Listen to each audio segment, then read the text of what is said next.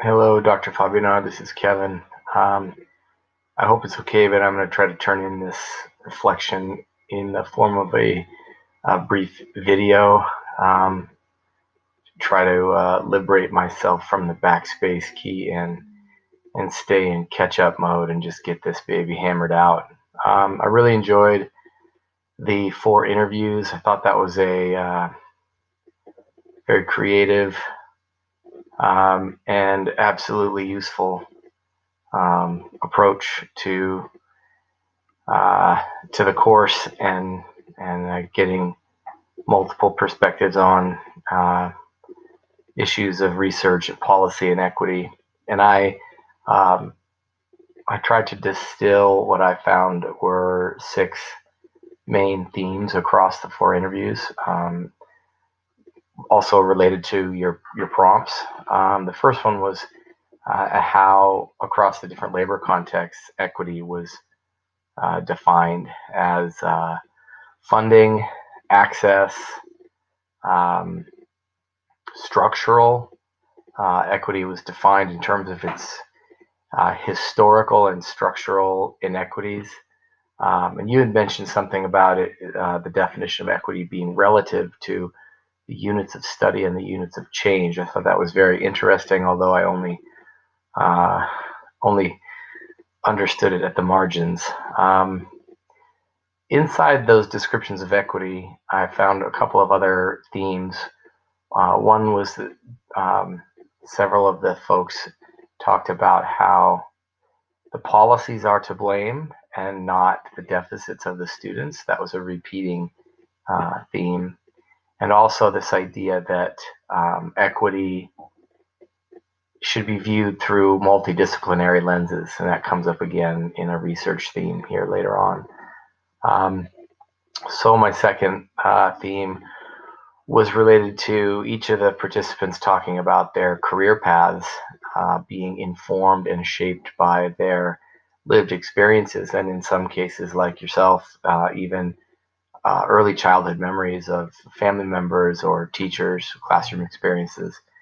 I noticed a trend here that these career paths were not linear and not predictable, and specifically choosing work related to policy had a way of opening unexpected doors for um, for folks with their careers. Um, there was also in that theme of career path, there's also quite a bit of reflection on dissertation work and doctoral training being absolutely fundamental to their to what they bring to their current work. Um, People had talked about holding on to the lessons that they learned about, for example, self-care, also um, the relationships and networking that they learned were so vital, and they held on to those. And then also the importance of their theory training, their training in theoretical frameworks, and their training in theoretical thinking or theorizing that came in handy later. And that comes up again in another point. A third theme that I noticed, this one's a little bit of a coding abstraction from these interviews, but I heard a theme of limited resources. Some of the participants talked about funding being limited. Others talked about training and the knowledge of their colleagues was limited. Um, some of them talked about time being limited, and sometimes patience, and then relationships, and the importance of taking the time to develop um, and invest in relationships, and how in the absence of that, um, that is considered a limited resource in policy work. The fourth one is this evolution that the participants spoke about, how as a doctoral student, you're trained in theory, but as a practitioner, there is a tendency to leave the theory behind, because in policy making spaces, there's less of a tolerance for theory and theorizing. But yet each of the participants spoke about how their background in training in theoretical thinking and theorizing actually gave them maybe a leg up or gave them an additional asset in those spaces, even where others were maybe resistant to theory.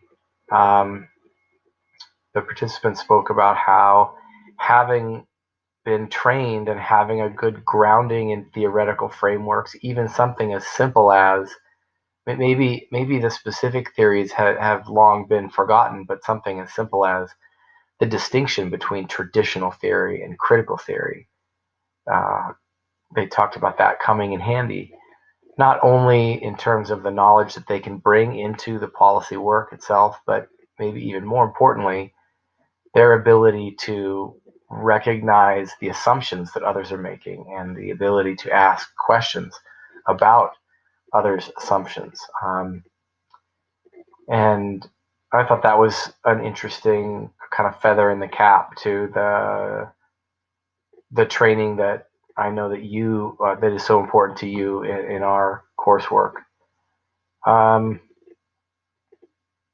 and that this theoretical grounding is a key aspect to being adaptable in the career, in a policy career field, being able to move across the disciplines, or being able to, in the case of Tai Wen in the Rand Corporation, being able to collaborate across multiple disciplines.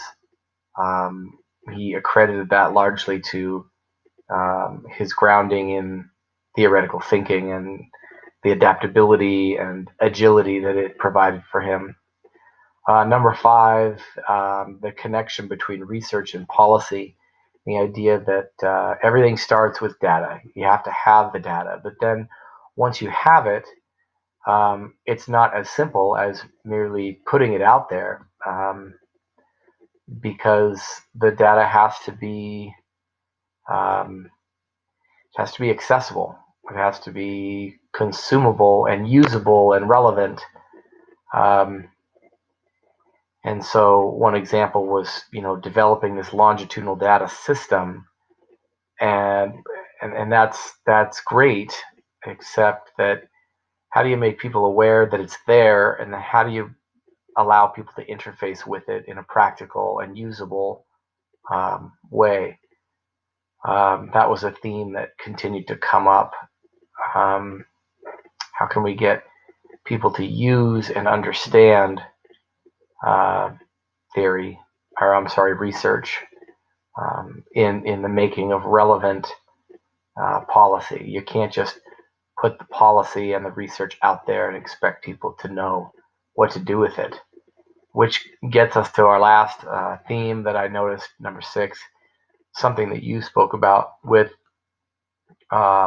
I think, the greatest specificity or eloquence, I think, is because it's so fundamental to your philosophy and worldview as an educator and as a researcher, is this idea of investing in relationships and working toward policy work that is ultimately more humanizing.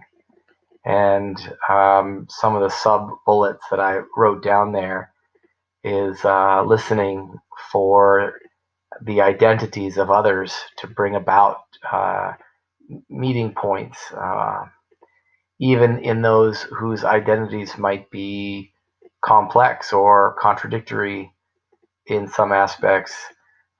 Being able to listen for the places where there's convergence, um, and also respecting institutions for their situated knowledge, in spaces where activists and institutional leaders are coming together to try to create social change, social justice.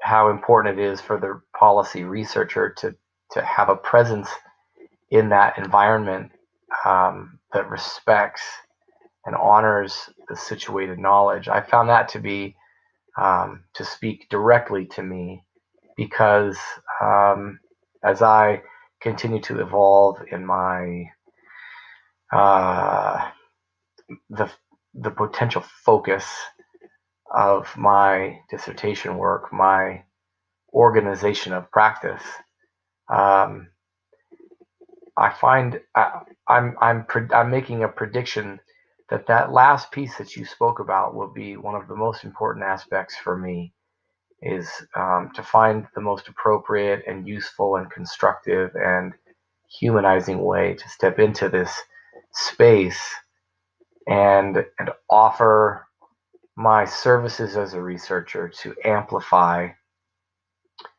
the ongoing work of the activists and the institution itself.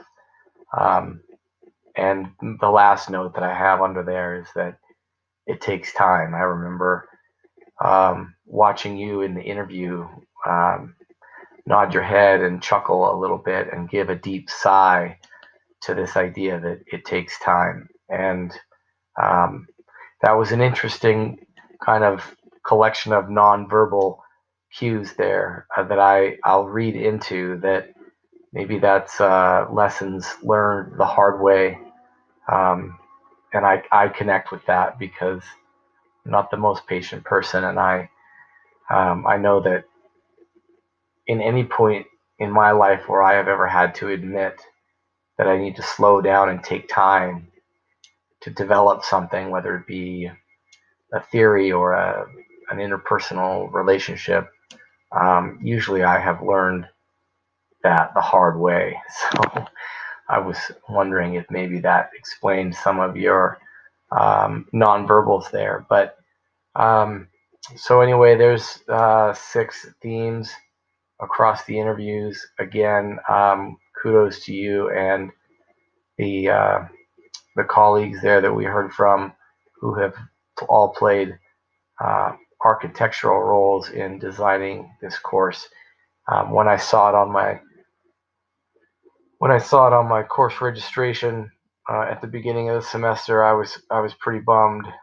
Um, and as it turns out, I think that this course is probably um, this course may end up being the most influential in steering me toward work that I can A, get excited about, and B, um, have some kind of confidence that I'm in the right space um, with the right relationship between my positionality and my participants, so that ultimately I can do the most, uh, the greatest good for the greatest number.